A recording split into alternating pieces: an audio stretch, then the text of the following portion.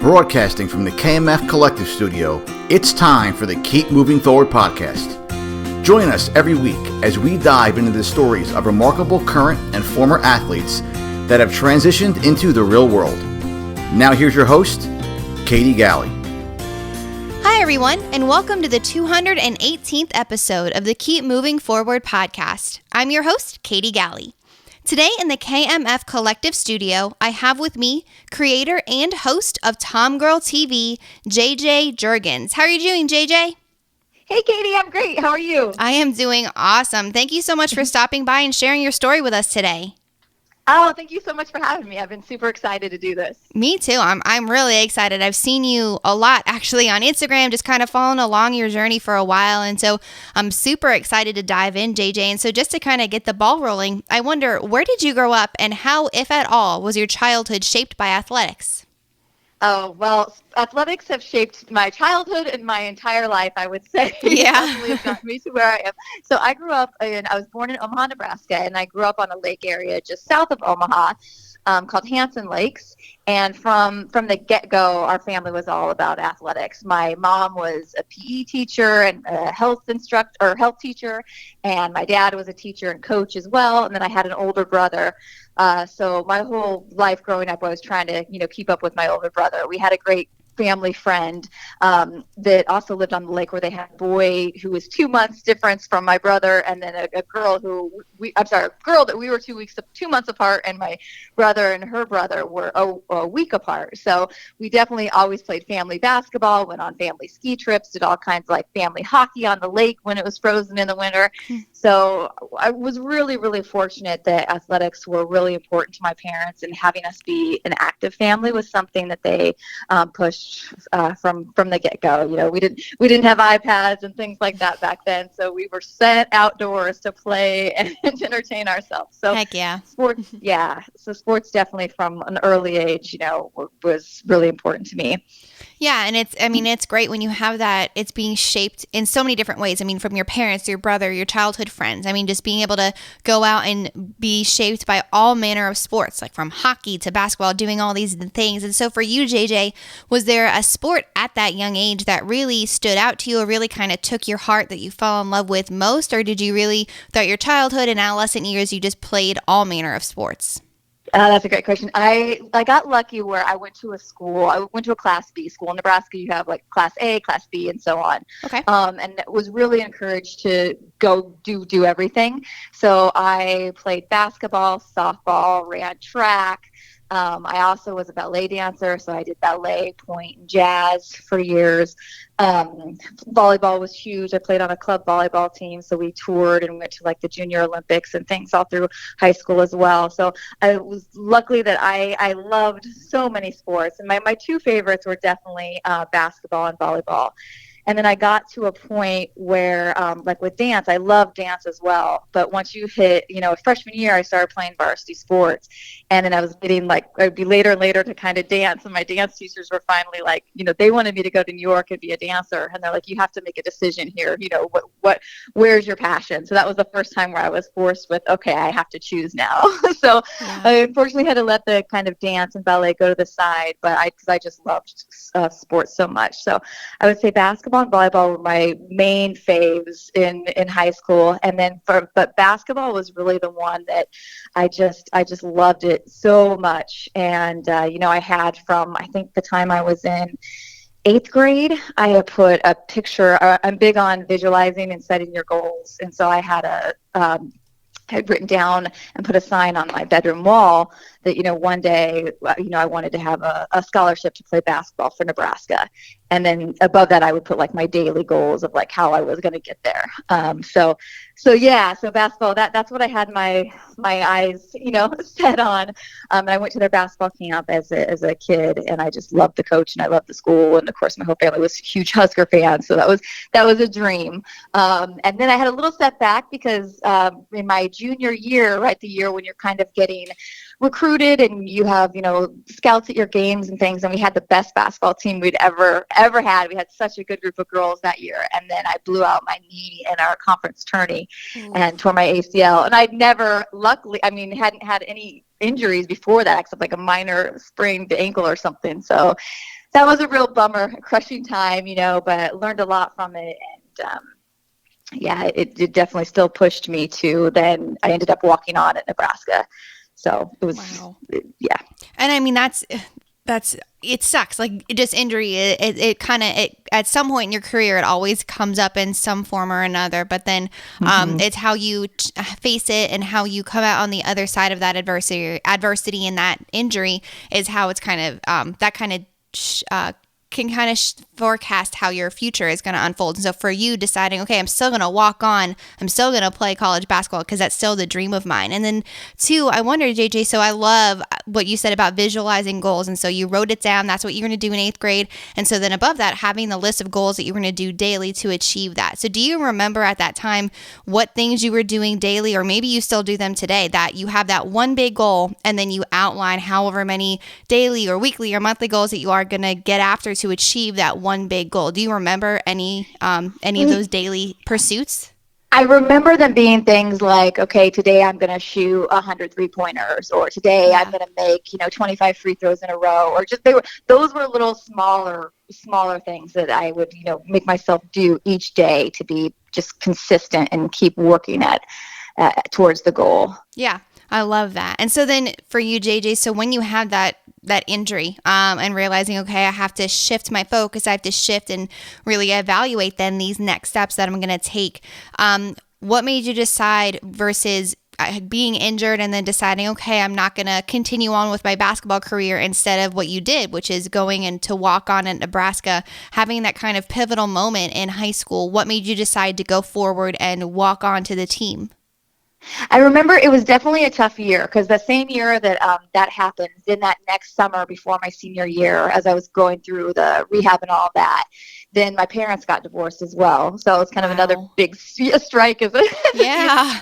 and so I just remember I'm very introverted a lot, so I just remember diving into just myself, and I just was like, this is what I have to do, and this is where I want to put my energy and what I want to do. I also knew that I wanted to go to a school where I could get a really good degree in journalism. I had goals of being an advertising copywriter at that time, and I knew that Nebraska had one of the top 10 journalism schools in the country, so it just made sense for me to really want to go there.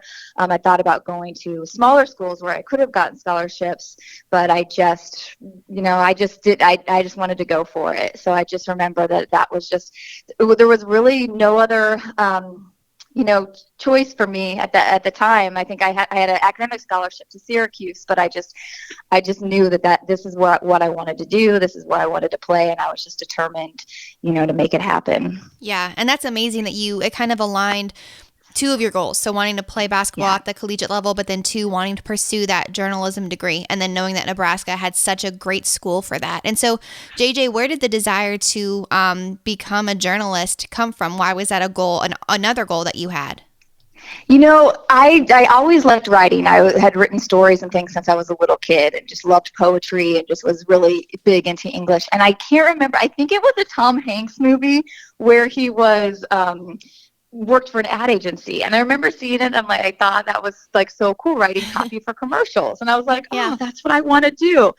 But this is where life is funny too, because I do love doing that, and I still do it to a sense in my day job today. But what was great about Nebraska was also that's where I got into sports broadcasting. So one day I was in practice, and Nebraska is one of the first schools in the country who put big screens in their athletic venues. So in their football stadium and in their basketball arena. So one day I'm in practice, and one of the girls, Sheila McPherson, next to me, just like hits me, and she's like, I think you should go try to work for Husker Vision. And she points up at our big board, and she's like, I just think that would be good for you. And I remember thinking, I thought about it, and I was like, wow, I think she might be right. So I went and I talked to the guys that worked at Husker Vision, and I was like, I'm really interested, how could I get involved? And at the time, they didn't have anybody doing kind of the ads for the sports teams and the games and things like that. So they brought me in and let me do like the commercials for, like, if the women's soccer team had a game on Saturday, I'd do a promo promoting that game that they would play during other sporting events throughout the week. So it was really great. And then that's where I really realized that I was like, oh, I don't want to work at an ad agency. I really love working in sports broadcasting, and I just love the television aspect of everything more. So that was such a great experience because I got to work on like the Tom Osborne coaching show, and different. I got to travel with different teams and go across the country, and then come back, and we would edit together highlight videos at the end of the year that they'd play at their sports banquets. But then they would also use those as recruiting tools throughout the year when they would go do home visits with kids, and then show them that video and try to get them to come to the school. So that was so fun for me. And then the great thing there is, you had to learn how to do everything. So we were on the football field pulling cable, learning how to over under. You were a one-man band. You'd go out and shoot a game, and come back and edit it together. So we were forced to learn all the tools and know how to do everything, which was great. And then the greatest thing about that as well is that transition to then when I wanted to move out to LA, I remember telling my boss I was leaving, and at the time I didn't have a job, and he's like, "What are you doing?" And I'm like, "I don't know. I just know I just have to do it. It's time." So he had started a group called the Idea Conference, which was all the big screens across the country, pro teams and college teams. So they were really great about, like, if one of us were going to different states, he would try to reach out to different teams in those areas. So I got really fortunate and reached out to the people that run Dodger Vision for the Dodgers, and so they brought me in with their crew. I was able to work the Paralympics in Utah that year, and then start working for the Dodgers. So everything just kind of kept rolling into the next, which is funny because I didn't see that coming early on when I was planning, I'm going to be at a copywriter at an ad agency. But yeah, I think that's what's fun about life is, seeing where it all takes you. I love that so much. And it was, going back to having your teammate say, hey, you should do this because you might be good at this, and having something occur to you that you never thought about before. Yeah. And then again, taking this step forward to say, I'm going to actually do this, and take that step forward. And so opening up these doors that you never even anticipated before. So that's such a cool piece of your journey, that you can just look back and say you had this one goal. And I think too, as an athlete, it's so easy to get pigeonholed into, okay, I see this one goal that I'm going to achieve. I'm going to do this, this, and this every day in order to achieve that one goal. But then if you weren't willing to open up your mind and say, I don't want to work at an ad agency, maybe I want to do something else. Maybe I want to go into sports broadcasting or media in another way. It's just being willing to kind of be flexible and walk through those doors of opportunity, whatever they are, when they present themselves. For sure. I definitely, and I think it's also just having great people, around you who also see things in you that you might not see. And like, for her to suggest that, I'm like, wow, like, I didn't see that, but that's great. I loved it. And it kind of changed my whole trajectory, and being also, from Nebraska, I'm very proud of being from Nebraska, because I think there's such great people there, and there's such warmth and kindness. And so even when I came out here and didn't have the job, and was kind of just doing the freelancing with the Dodgers, the first thing I went to this group called the Nebraska Coast Connection, and a guy there named Todd Nelson. I went to the meeting. You go around and you ask, like, say what you need. And I was like, oh, I need a job. I'd like to do this. Literally, he called me like the next day and was like, well, we have this show called Big Brother starting, and we don't know if you'd want to come in and interview to be a PA on it. And so I did, and then that day they're like, okay, well, can you start today? They're like, the show will probably be only around this summer, but if you need a job for the summer, we got you. The show's been around for 20 years now, and I'm still at CBS, working in advertising and marketing. And so it's definitely also, I think I'm huge on, and one thing I haven't done as much as I should do is like having mentors and surrounding yourself around people who, can encourage you and help you along the way. Man, I love that. That's so incredible. The idea that it was a potential summer job, and then all of a sudden, 20 years later, you're still doing this incredible thing that you learned that you love to do. Yeah. That's so awesome. And so JJ, just backtracking just a little bit. So when you coming out of Nebraska and then deciding, okay, there's something about going to LA. I want to go to LA. What was driving that? Was it you were just seeking to advance your broadcasting career? What was kind of the driving force initially for you to move out to LA? Well, it started kind of when I was an undergrad. I just always knew I wanted to move to New York or LA. Mm. And at the time in undergrad, that's when I was more focused on working at an ad agency. So one time I was back home in the summer on the lake, and my old babysitter came by with her husband. And he then was she ended up being a great fashion designer for Ralph Lauren in New York. And then he worked at an ad agency. So he had said, well, if you ever want to come out for a summer, an intern, you can. So came up to the next summer in college. I thought, you know what, I should go out there for a month. It was hard, it's hard to get away in sports. So I did go away for a month out of the summer and did that internship, which in hindsight you have things like, oh, should I have done that during the time, or should I have just stayed back home working and training? But anyway, it was a decision I made at the time. And so when I came back, like, I loved New York and I loved the energy, but there was just something not quite right for me. So then the following, after I finished playing basketball, I stayed in Nebraska, and the athletic department put me through grad school because they had just started a sports broadcasting program. So I was the first person to go through their sports broadcasting program. And then it was such a great opportunity because, this is another thing where you go from your lows and then it turns into a high, because I was graduating and I thought, what am I going to do? I don't have a job. I was getting rejected from ad agencies because if you go to work for an ad agency, they ask you for a portfolio.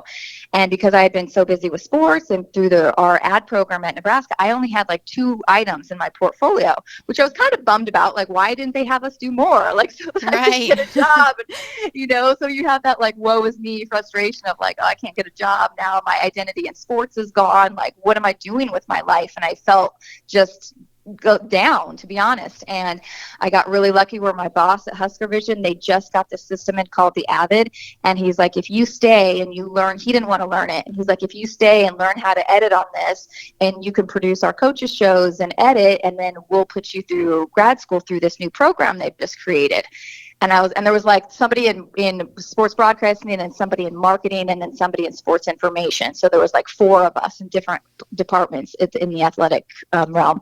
So it was great. So through that, I learned the Avid, and I just learned that I loved producing. I loved being on the Avid. I loved creating. I loved all of that. So then that's when I was like, well, and I stayed and worked for them, finished my grad school, and then during one summer in grad school, I came out to LA because at the time I thought maybe I'd want to be a music video director because I love music and I love now producing. So I came out here, and I just actually wrote a letter to a couple of the record labels in town, and I got accepted by 2 of them. We're like, yeah, if you want to come out for the summer and be our intern, come on out.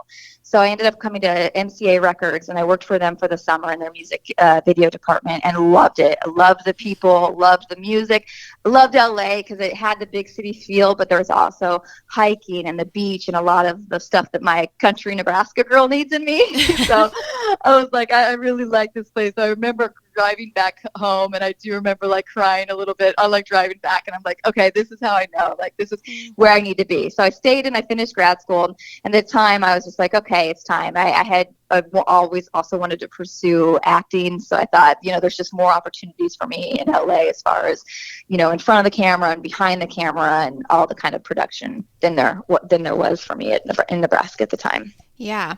And I mean, that seems kind of perfect. It was bringing everything together. I mean, 1, you wanted to pursue acting, which is like, just kind of another piece of it. But then 2, realizing 1, you love this place, you loved LA and the feel, there was just something about it. And so you knew that was a place you wanted to be. And then 2, being able to pursue this newfound dream. And so kind of going after it. And so then from there, JJ, I mean, kind of deciding, like, knowing that you wanted to be out there, how challenging was it for you to then officially, I guess, move out to LA, uproot yourself, decide I'm going to go out and stay in LA?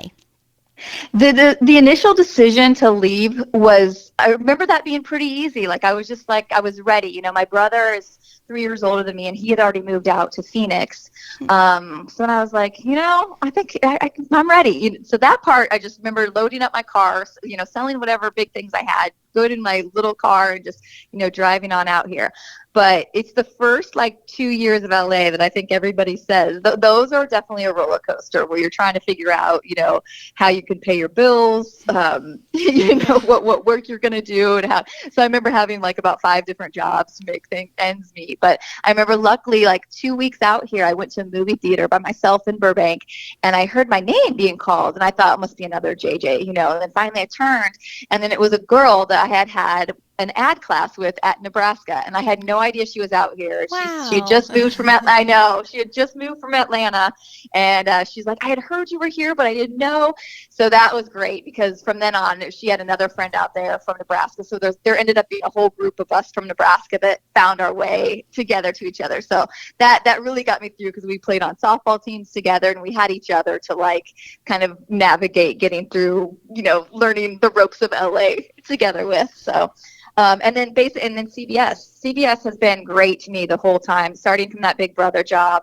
I'm still with the company. I've been with them all through, and they've just been very supportive of things that I want to do through CBS. That's also how I found my love for voiceover. I didn't know about the whole voiceover world. You'd think that we were in ad school, we'd think about the people that we were hiring to read the commercials that we write. But it never really got discussed or we didn't talk about it. And then when I was working at CBS, one of my jobs was to direct the voiceover sessions. So I was getting to direct these people like Don LaFontaine and Joe Cipriano, who are big movie trailer, movie voiceover guys. And I was like, this is amazing. And this is just such fun work. So then I just started listening to them and training and, trying to see what they do. And then I reached out to one of the agents that I had worked with through booking them and just told her I was interested in transitioning over to that.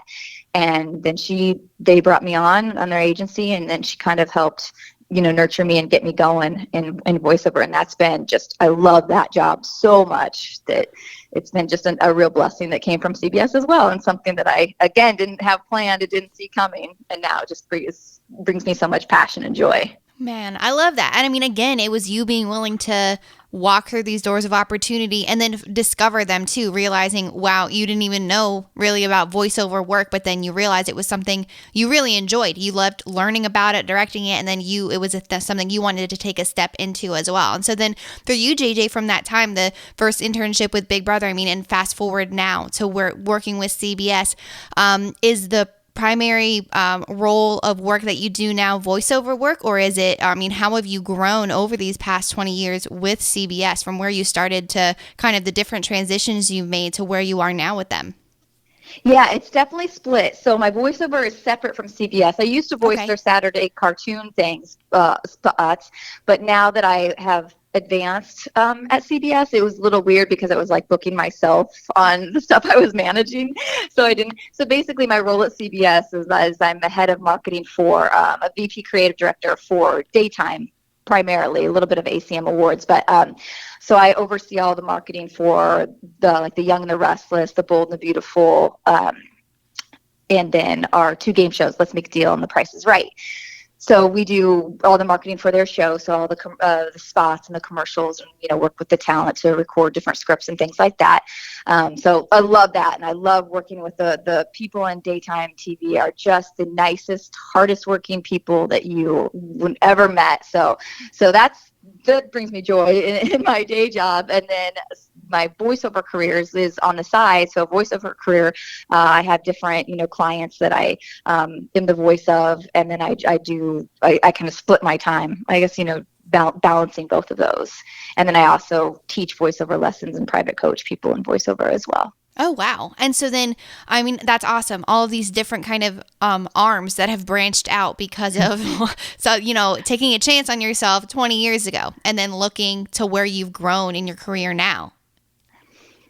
It's definitely, I would have never seen all these different ones coming. And then with TOMGIRL on top of that, it's just been really fun. But I think, Yeah, I think what one thing I always tell people too is, just you got to ask for things. It's like I asked to walk on in Nebraska. I asked to try to get into voiceover. It's like, I think you just have to ask, just reaching out, or writing those letters that you might think, oh, this is crazy. You really have nothing to lose.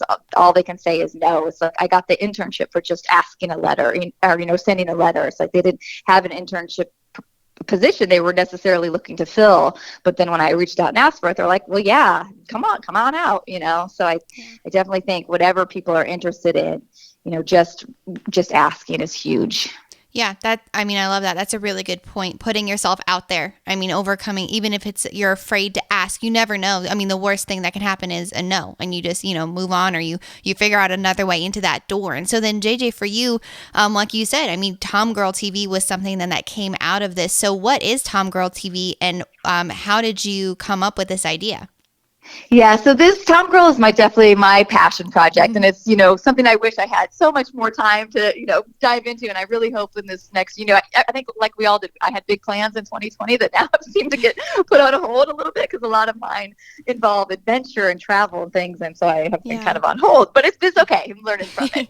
But yeah, how that happened is I was in a hosting class, and in hosting class they work on finding your brand is a big thing they try to teach, like what sets you apart from different people.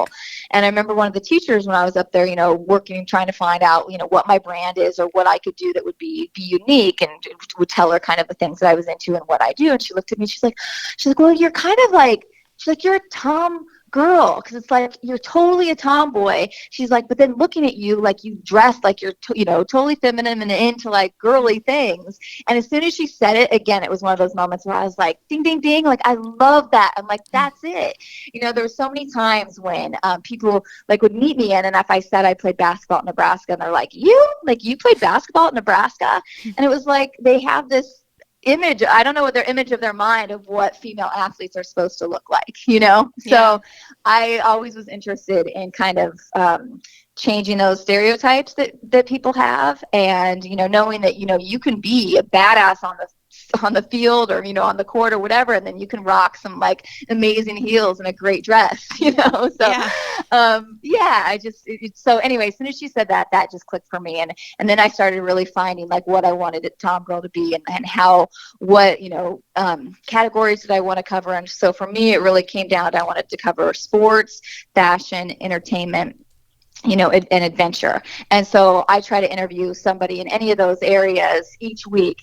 And I don't know if I don't think I said entertainment as well. So it kind of then, takes every aspect of my life, because then that covers kind of like my job at CBS, the sporting world, then how I love to like travel and camp and do things like that. So, and once I started looking into that, there's just so many amazing people in each of those categories. Mm-hmm. So, so I just, and I first envisioned it as I wanted it to be a TV show.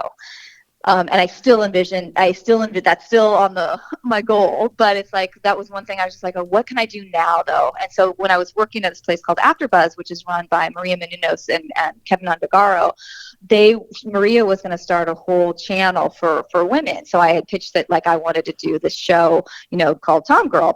And then they let me first start doing the show there. So I was under kind of the AfterBuzz umbrella, and then I would start interviewing different people, in their studio.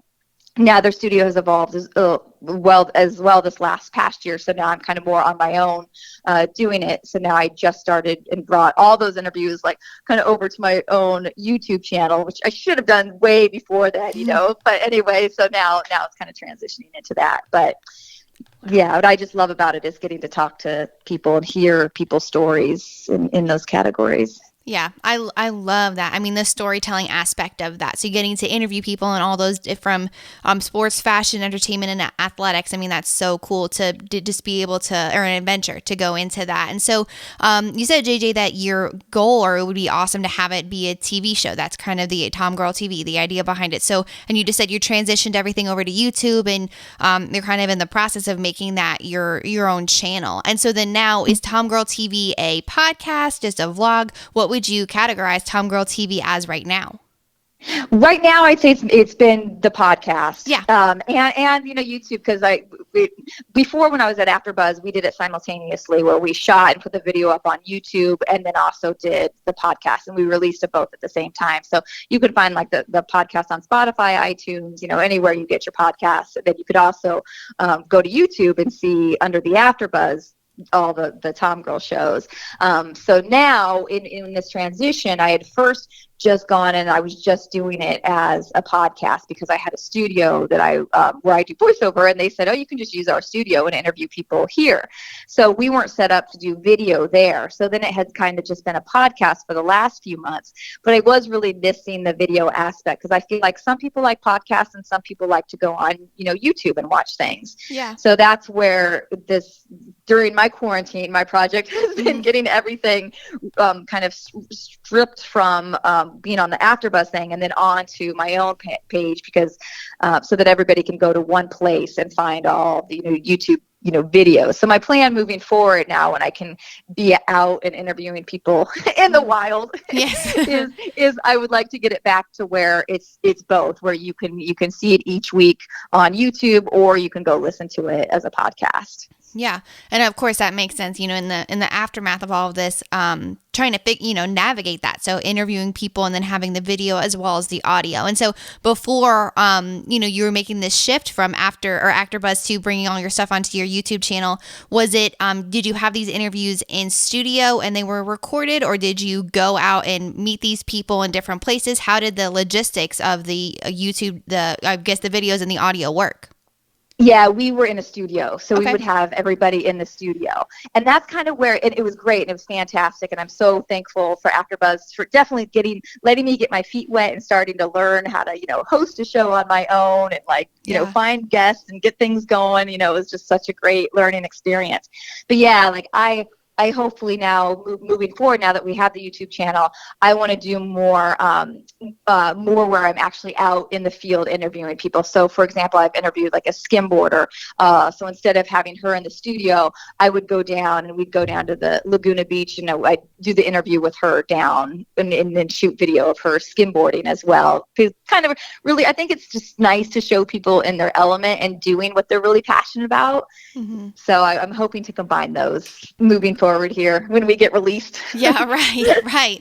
And I love that. That's so cool. I mean, being able to have that, like that B-roll footage, and then two, you having all the experience that you've had to date, then being able to, I guess, take it soup to nuts, where you do the interview, you are able to, would it be you then editing it, producing it, and then putting out there for your content? Or do you have, is it just you right now working on TOMGIRL TV, or do you have a team of people helping you with all of the other, like the production side of it? I have a lot of it is like the editing stuff is all me. Yeah. And that's what's hard when it's balancing, doing that and then, other jobs and things. But I have a great videographer, Jason Fitzpatrick, and then an amazing photographer, Jen Serena, who they'll go with me on projects and kind of, capture all the footage and things for me as well. So they're a great team to have. Yeah. To work with. That's really, really cool that you have a team of people. And then two, though, like you said, it's your passion project. So you are largely doing a lot of that work to get it going and to put it out there. And so I know, JJ, right now, with everything going on in the world, like you said, it's a little bit of a struggle. You're trying to figure out, like, you put everything on your YouTube channel. And so now you're moving forward with that. But now looking forward into 2020, what do you see TOMGIRL TV becoming, or what hopes do you have for it, just in the future? Well, it's kind of picking your brain because, I know we're all like learning different things now. And since I don't have the studio, I was trying to figure out how I can just record people, because I don't think not all my interviews don't have to be like in the element, especially if they're like across the country or different countries, like you're doing.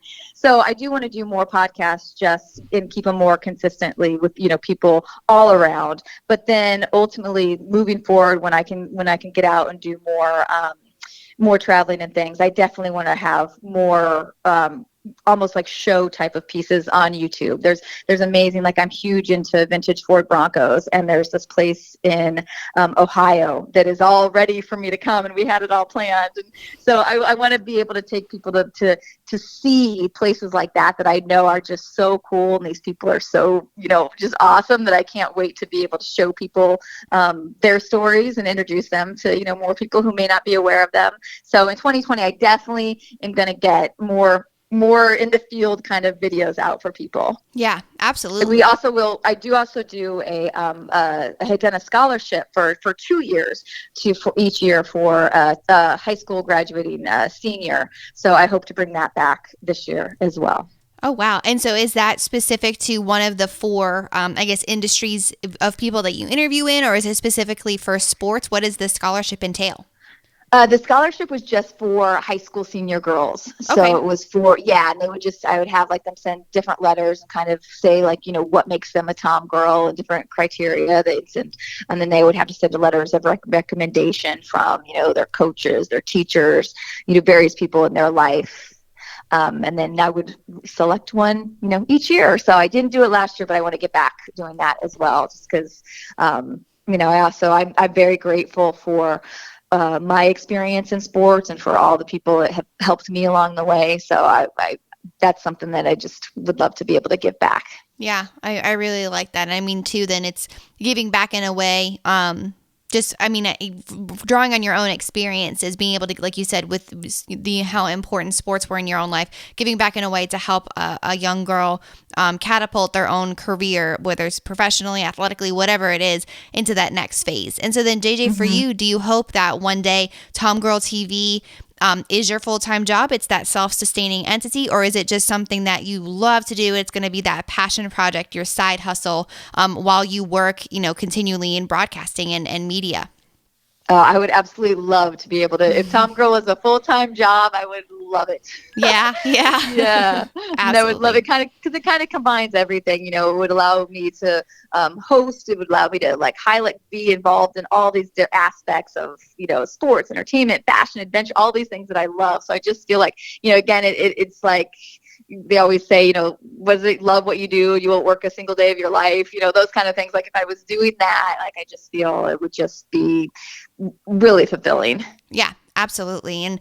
And so with all of these incredible people that you've had the chance, like you said, those telling their story. So being able to connect with them and share their stories, is there maybe one person's story in all of your time doing TOMGIRL TV that stands out to you, that really has resonated with you? Or maybe even on the flip side, maybe you've had a listener reach out to you and say, hey, this person's story really helped me, or maybe just a person you've interacted with in your own journey through TOMGIRL that TOMGIRL has helped. Is there just a person in kind of all that mix, their story, their journey, for some reason, just something about it stands out to you? Ooh, that's a really good one. Oh man, there's been so many great people, and so all of them so different for so many ways, Yeah. There's been people that are so inspiring to me. Like I remember when Wonder Woman came out, the movie, that was just so huge because that was just, I think, amazing for women because finally you had a strong female, hero role that Gal Gadot just killed. And then I grew up loving Wonder Woman, so one girl I interviewed was Caitlin Deschelle, and she was her stunt woman for that movie. Oh, wow. So yeah, that was really inspiring for me just because she's incredible in what she can do with her body and the control that she has. So that one was really fun, and I think at a big time when it was, really feeling a lot of female empowerment and how badass can women be. Another person I think who is one of maybe my all-time favorite interviews is Priya Ferguson from Stranger Things. And she, I'm going to get this wrong, her age at the time she came in was maybe 11. Wow. And she was just the most fun interview in the world, and she just had such great energy, and just you could just honestly look at her and I'm like, wow, this woman is going to be, this girl at the time, I'm like, she is just going to be huge, eventually. So it's so fun to see, because she was only supposed to have a small little role in Stranger Things, and then they just kept giving her more. And then she was back, I think in season 3, and then she was like a huge fan favorite, and she's just keeps growing and growing. And I think that's really fun, because she came in like total like Tom girl attire. She just has this fashion flair, and every interview she does, every appearance, she just loves fashion, but she also has, that other side to her, so I think she really fits the mold of Tom girl. So that one was just inspiring in the fact that I'm like, I can't wait to watch her career grow. She's just fun. Yeah. That's really cool that you get to, speak with these incredible women, and kind of walk with them through the journeys that they've led. And then 2, in that case, interviewing someone who, at the start of her career and starting to, you really get to kind of, to learn about them. And then 2, like you said, it seems like, maybe there's someone who, maybe they fall into the category of either sports or fashion or entertainment, but like it's kind of a blending line of, they might fall into all of these categories or 2 of them. And so I love that, while you have these 4 distinct categories, any one person could fall into all 4 of them at one time.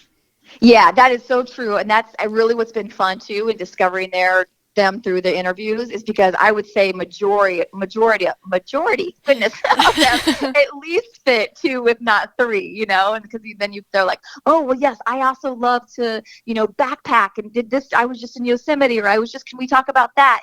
So I think it's really fun seeing the different dimensions to all of them. Yeah. That is so cool. And I think that's one thing that you might have, especially if they're an actor or a famous person in some regard, and you have this one vision of them or view of them because that's what is portrayed out there. But then as an interviewer, specifically with TOMGIRL TV, you get to dive into those conversations and uncover things that maybe they're not really told by the regular media. It's just because it's something that is maybe obscure or something that nobody has dove into before, but then wanting to say, if they tell you, hey, I love hiking, or I love to do this, can we talk about this too? It's just, that's a really cool and unique layer to that level of storytelling, because it unfolds, I guess, just something totally new about that person.